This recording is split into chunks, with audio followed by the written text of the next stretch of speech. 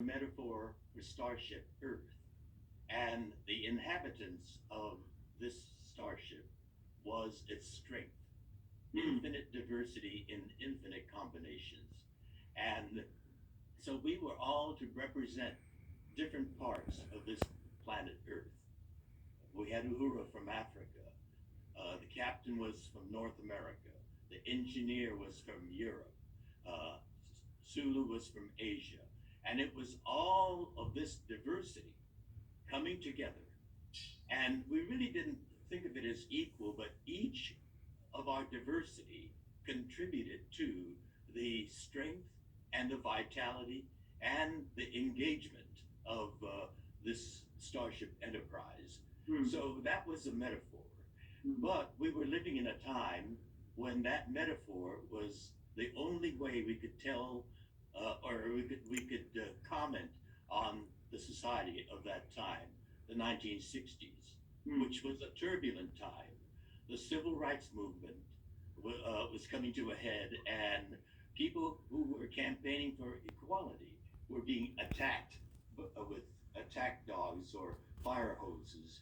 Uh, it was also the time of the Vietnam War, and the war off in Southeast Asia was dividing this country, and the National Guard was being called in to uh, enforce a little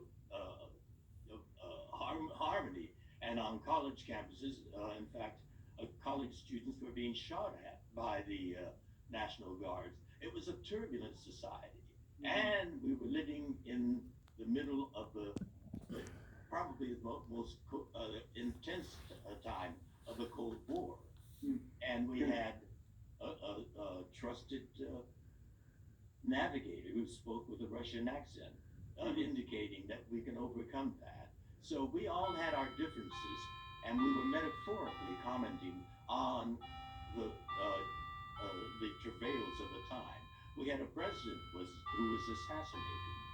We had the leader of the civil rights movement, Dr. Martin Luther King, who was assassinated.